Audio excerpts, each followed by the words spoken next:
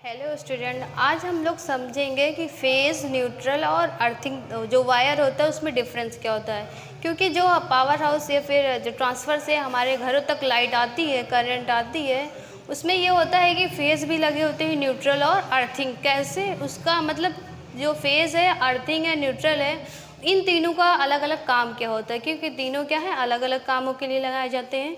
तो चलिए समझते हैं। जैसे कि फेज़ है, वायर है, न्यूट्रल है और अर्थिंग है, तीनों में अंतर है। तो फेज़ वायर क्या होता है, जैसे कि हमें एक सिंपल एग्जांपल से समझते हैं, फिर हम लोग उसको इमेज के द्वारा समझेंगे। यहाँ पर फ़ैन हमको क्या करना है, चलाना है। तो क्या करेंगे, फेज़ वायर है वो, उससे क्या होता है, लाइन जो करंट होता है, धारा होता है जो करंट, वो क्या होता है, आता है।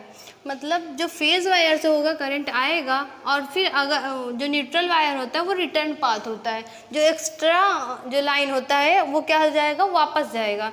जब तक अगर फेज़ ही सिर्फ लगा होगा तो वो फ़ैन नहीं चलेगा, क्योंकि उसको क्या चाहिए, रिटर्न पाथ, मतलब वो जो लाइन है उसको वापस भी होना है। जब तक वो वापस नहीं जाएगा, ये जो इक्विपमेंट है, कोई सा भी इक्विपमेंट है, वो चलेगा नहीं।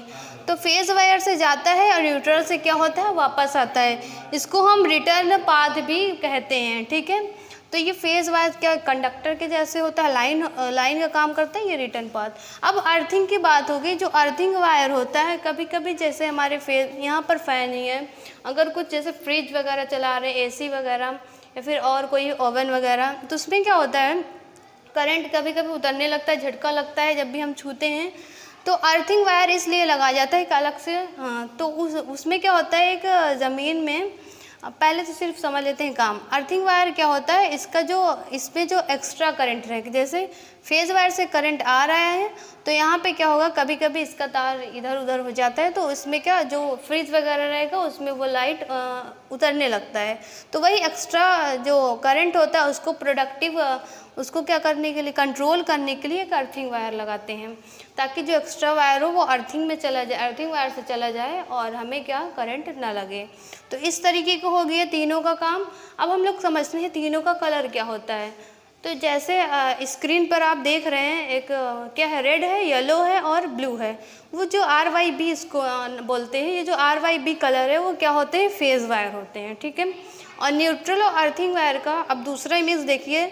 जैसे कि उसमें है, ऊपर की साइड है रेड, येलो और ब्लू, वो तीनों क्या है, फेज़ हैं। और उसके सेकंड में क्या है, न्यूट्रल, ब्लैक कलर का क्या है, न्यूट्रल वायर है, कोई भी कलर का हो सकता है। यहाँ पे क्या है, ब्लैक कलर का रिटर्न पाथ। और जो अर्थिंग वायर है वो लास्ट में है, ग्रीन कलर। हमेशा क्या, अर्थिंग वायर क्या होता है, येलो भी, ग्रीन येलो दोनों हो सकता है, और ये सिर्फ ग्रीन भी हो सकता है। तो हमेशा जो ग्रीन कलर का वायर रहता है वो क्या होता है, अर्थिंग वायर। तो तीनों कलर हम लोगों ने समझ लिया। अब जैसे जो भी जो लाइन होती है, आती है कोई पावर हाउस से या ट्रांसफ़र तक जब आएगी, वो जो ट्रांसफ़र में जो कनेक्शन लगे हुए होते हैं क्या होते हैं, सिर्फ 3 वायर ही रहते हैं। RYB मतलब जो तीनों होते हैं क्या, फेज़ ही होते हैं। वो जो तीनों वायर हैं वहाँ पे जब ट्रांसफ़र में कनेक्ट होता है, जो 120 डिग्री 120 डिग्री का के दूरी पर क्या होता है, डिफरेंस पे लगे हुए होते हैं। जो आप डिग्री देख सकते हैं, तीनों का डिग्री है, इमेज में दिखाई दे रहा है। 120 डिग्री का की दूरी पर लगा होता है। उसे क्या हम लोग बोलते हैं, इलेक्ट्रिकल डिफरेंस। जैसे हम लिख देते हैं, उसे क्या बोलते हैं, इलेक्ट्रिकल डिफरेंस। अब जो इलेक्ट्रिकल डिफरेंस क्या होता है, 120 डिग्री, इसी को हम क्या बोलते हैं कि फेज़ डिफरेंस। क्या है, फेज़ डिफरेंस। जो 120 डिग्री होता है उसे क्या बोलते हैं, फेज़ डिफरेंस। तो ये हो गया, कलर हो गया और फेज़ डिफरेंस हो गया। अब हम लोग समझते हैं कि जो हमारे घरों तक ट्रांसफ़र से जब हमारे घरों तक आता है लाइट, जो वायर होते हैं वो 4 हो जाते हैं। पहले तो 3 वायर थे RYB, अब क्या हो जाएंगे, 4 वायर। यही जो अभी हम लोगों ने इमेज में देखा था, जो ऊपर का RYB था, और फिर से देख लीजिए आप, जो RYB इमेज वो कलर है, और नीचे का न्यूट्रल ब्लैक कलर का है। अब वहाँ से जब आता है एक न्यूट्रल वायर भी क्या हो जाता है, ऐड हो जाता है। कि वहाँ से जब भी हमारे घर में, हम लोग अभी समझे थे एग्जांपल के थ्रू कि रिटर्न पाथ होता है, तो वो भी वायर आ जाएगा हमारे घर के मीटर तक। तो ऐसा ये कलर का हो गया। अब क्या करेंगे, हम लोग समझते हैं कि जब वो घरों तक आ जाता है तो उसका काम कैसे वो होता है, जो अर्थिंग का होता है। तो हम लोगों ने समझा था कि वहाँ से जब भी हमारे एक एग्जांपल से समझते हैं हम लोग, जैसे कि अब ये वाला इमेज आप लोग देखिए कि जो एक फेज़ है रेड कलर का, फेज़ अर्थिंग और न्यूट्रल 3 कलर के हैं, अर्थिंग जो है ग्रीन कलर का है। उसमें से जो मीटर से आ रहा है फिर वो कहाँ जा रहा है, स्विच के पास जा रहा है। जो वो स्विच के पास जा रहे तीनों तार जा रहे हैं, फिर वहाँ से वो जाता है जो भी चाहे फ्रिज हो या फिर एसी हो, कोई भी चीज़ हो, वहाँ तक वो कनेक्शन जाता है। तो फेज़ का यही काम है लाइन को ले जाना, वो ले जा रहा है। न्यूट्रल का यही काम है कि वहाँ से रिटर्न पाथ फिर जो एक्स्ट्रा लाइन है वो उसको वापस करना, तभी क्या चलेगा, इक्विपमेंट चलेगा।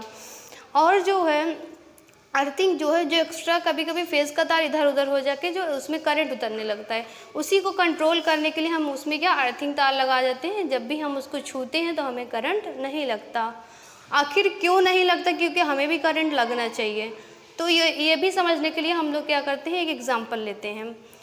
अब हम लोग क्या समझ रहे थे कि यही कि कैसे करंट लगता है।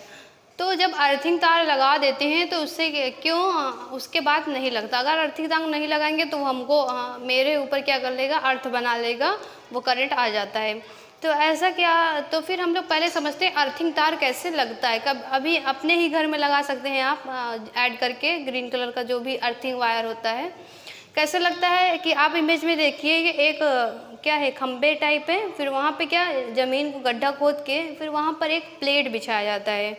प्लेट रख के फिर तांबे का तार लगा के फिर उसको उसमें से जो ग्रीन कलर का वायर है ऐड कर दिया जाता है। और वही वायर क्या होता है, हमारे स्विच पे आगे ऐड हो जाता है, ताकि जो भी एक्स्ट्रा करंट रहे वो क्या कर ले, प्रोडक्टिव, हमारे लिए क्या हो, प्रोडक्टिव कंडक्टर होता है। तो इस तरीके का अर्थिंग वायर बनाया जाता है, अर्थ बनाया जाता है।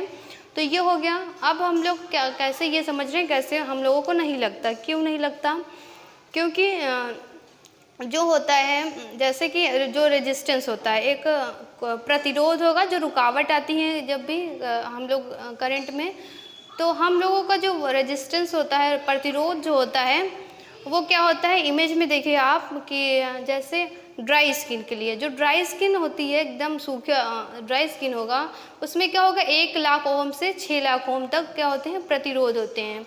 इमेज में दिख रहा है। और जब भी क्या होता है वेट स्किन है, भीगी हुई स्किन होती है, उसमें क्या होता है 1000 ओम तक प्रतिरोध होते हैं। तो इस तरीके का क्या होता है, प्रतिरोध हो गए। जितना ज़्यादा प्रतिरोध होता है उसमें उतनी ही क्या आती है, रुकावटें आती हैं। प्रतिरोध मतलब ये क्या हो गया, रुकावटें, वहाँ पे जो करंट होता है जल्दी नहीं जा पाता है। तो प्रतिरोध अब ये है। अगर प्रतिरोध समझना है तो हमारा अगला वीडियो है इसके जिसमें हम प्रतिरोध बताए हैं पूरा डिटेल में, उसका लिंक डिस्क्रिप्शन बॉक्स में, आप उसे ज़रूर देख लीजिएगा। साइंस का ही है, लेकिन यहाँ पर सिर्फ हम लोग समझ रहे हैं जो भी प्रतिरोध है ह्यूमन बॉडी का। तो इतना हो गया। और जो अर्थिंग तार, जब भी अभी हम लोगों ने देखा अर्थिंग तार कैसे फिट किया जाता है। जो अर्थिंग तार होता है वो 2 ओम का उसमें प्रतिरोध होता है, और 8 ओम का होगा या फिर 10 ओम का, 10 ओम का तक होता है। कभी और ज़्यादा हो जाएगा, कम हो जाएगा। तो जितना ज़्यादा प्रतिरोध कम होगा वो उतनी ही उधर ही जाएगा करंट। इसीलिए जब भी हम टच करते हैं हमारी बॉडी को, वो क्या करंट नहीं लगता। तो जिधर वो कम देखेगा रुकावटें, वो क्या जाएगा, उधर ही जाएगा करंट। तो इसीलिए वो अर्थिंग वायर में क्या हो जाता, चला जाता है करंट, और हम लोगों को वो झटका नहीं लगता। तो इस तरीके से हो गया कैसे क्या होता है फेज़ वायर और न्यूट्रल वायर और अर्थिंग वायर। फेज़ से लाइन जाती है, बस इतना समझना है। न्यूट्रल से रिटर्न पाथ वापस आती है। जो एक्स्ट्रा होता है अर्थिंग से क्या प्रोडक्टिव कंडक्टर होता है, वो हमारी रक्षा के लिए लगाया जाता है। और जो भी फेज़ होते हैं और न्यूट्रल में जो फेज़ होता है हमारे घरों में जो आते हैं वोल्ट, वो क्या मोस्टली यही होता है 220 मतलब 220 वोल्ट के होते हैं। इमेज में आप देखिए उसमें क्या है, फेज़ का 220 वोल्ट है और न्यूट्रल का क्या होता है 0 वोल्ट, क्योंकि वो रिटर्न पाथ है तो वो बस वहाँ से वापस आता है, उसमें कोई वोल्ट नहीं होता है। और जो ये था, अब हम लोग समझते हैं कि जो भी अभी हम लोगों ने फेज़ तार देखा था RYB, रेड, येलो और ब्लू, उसका भी समझना है। उसमें भी क्या होता है पॉजिटिव निगेटिव होता है, तभी तो आएगा करंट का जो फ्लो होगा।